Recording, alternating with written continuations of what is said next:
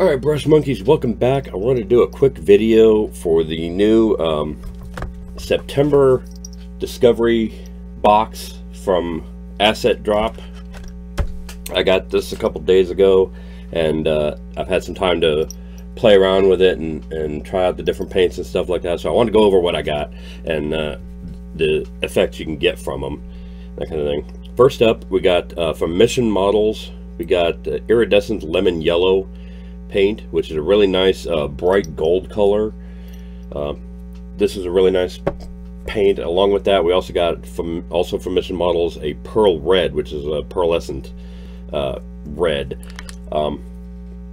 And we got Green Stuff World Candy Ink Jade Green.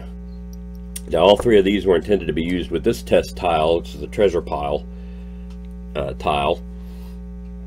And you can see it's got this orb, for those of you familiar with Monty Python's The Holy Hand Grenade of Antioch. And then you've got a pile of coins and a little gemstone in the back here. As you can see, the Iridescent Lemon Yellow is a really nice gold color. Looks really good based on those coins. This is maybe 3 layers of the paint over a black primer. So it covers really nicely. It's got nice depth and sheen to it. And then the silver was done with the paint pen from a couple of months ago, and I just did the trim on the orb and the gemstone here, and then the gemstone was painted with the Green Stuff World Jade Green ink, and I really like the coverage that gave it. The Jade Green ink is kind of it's sort of a toss-up between green ink and Tamiya Clear Green. It's not quite as viscous as the Tamiya Clear Green, but it's a little thicker than just plain green ink. So it's got some interesting coverage qualities to it. As you can see, it almost kind of works like a contrast paint where it's got natural shades and highlights. This is over silver, and it left the edges of the gems almost silver, while the rest of it is a very dark green, and it's a nice color. I like it. I don't like the Iridescent Lemon Yellow as a gold. The Pearl Red I did on all the little gemstones on the orb. I don't know how well you can see that because my camera doesn't zoom worth a damn. But the Pearl Red I was a little bit disappointed in, to be honest with you, because it's got about the consistency of the Tamiya Clear Red, but it's pearlescent, so it's not entirely transparent, but it's not entirely opaque either. And it's, I don't know, it doesn't have the depth that a translucent paint has painted over silver, and at the same time it doesn't quite have the vibrancy that an opaque paint has over it. So it's just kind of a sort of a muddy red, really. I don't particularly care for it a whole lot, but you know, maybe I just need to play with it more and see what else it can do. The thing I did like about it was both of these came with an agitator ball already. You kind of hear that in there. It came with an agitator ball already in the paint, which is cool. The Green Stuff World also has an agitator ball in it, which is unusual. You usually don't find inks and washes with agitator balls in them. But that was a nice touch.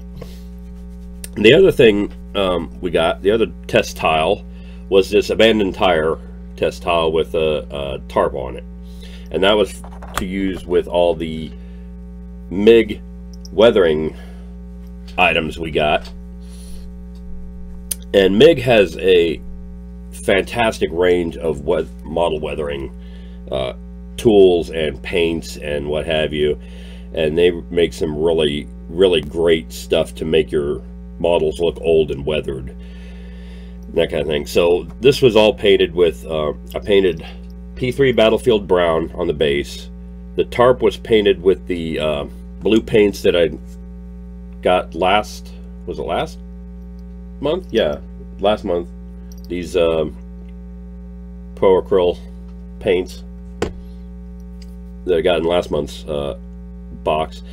The tire was painted with Citadel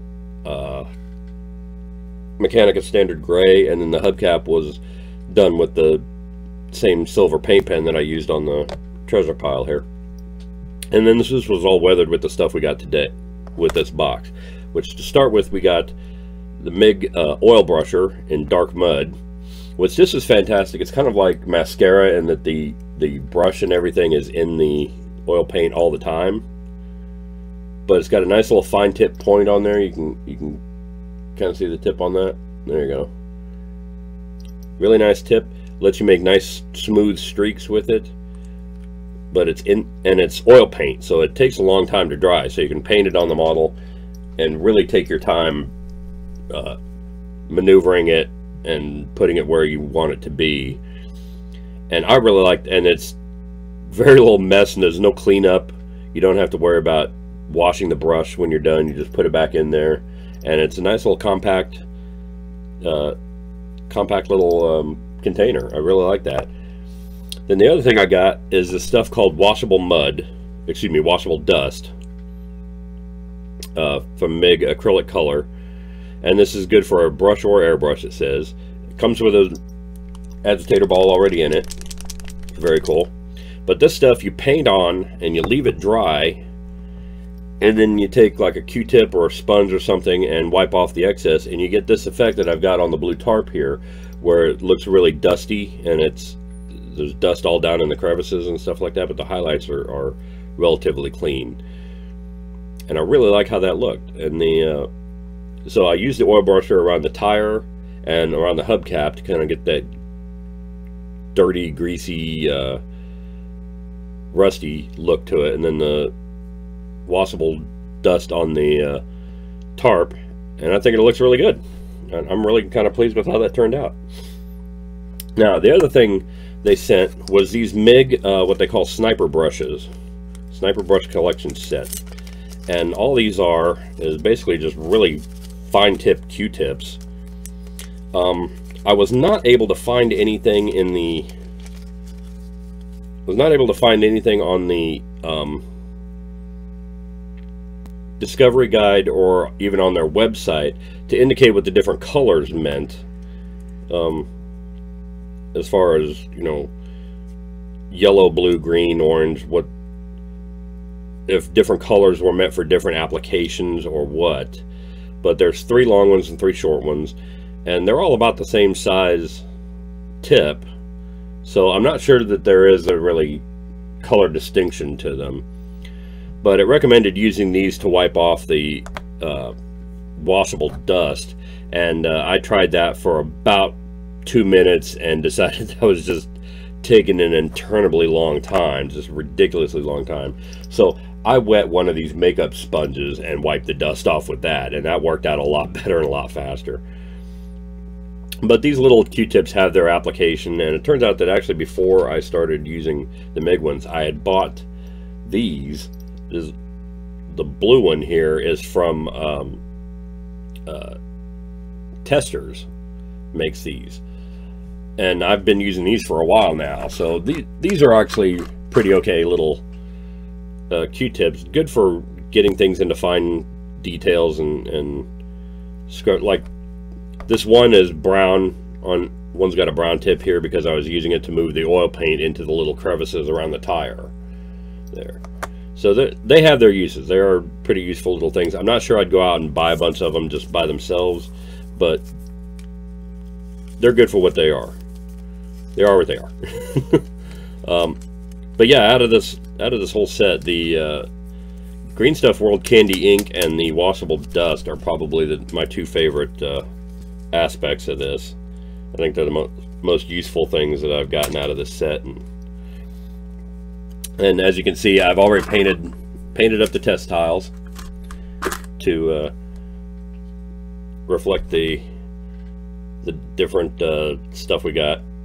So I've had a chance to play with them. And as usual, you get your discovery guide, and part of the purchase helps the Blue Mountain Foundation, which is helping to clean up the oceans. So that's always a good thing. Kind of gives back a little bit, and makes you feel a little better about spending the money on the asset drop box when it goes to a good cause. So speaking of these asset drop boxes and these videos, I'm a little up in the air about how I'm going to do these in the future. Like I know the first one I did was an unboxing video where I opened up the box. I waited to open up the box until I was on video, and then showed. I got to see what was in the box at the same time you did, and then like a week later I did the review where I showed you what I've done with the products, and that was okay. That worked out all right. But at the same time, ever since then, I've been doing just review videos where I show you what came in the box and what the end result was, like this one.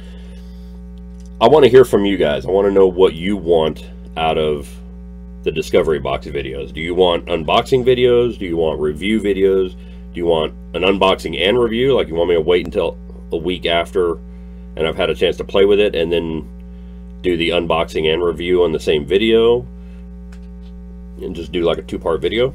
Or how do you want that done? Reply in the comments below what you want to see, and let me know. All right, well, thanks for watching, and I will see you guys next time. Bye. Hey Brush Monkeys, Tom from Flying Monkey Studios here. If you like what you see, click like. If you want to find out when new videos get posted, click subscribe. Comment below what you want to see on future videos. Visit our Patreon site for lots of ways that you can support me in doing what I do. You can also visit our Instagram and Facebook pages to see all the miniatures that I paint on this channel and see how you can get your hands on one of your own. So thanks a lot for your time, and thanks for watching my videos, and I will see you guys later. Bye.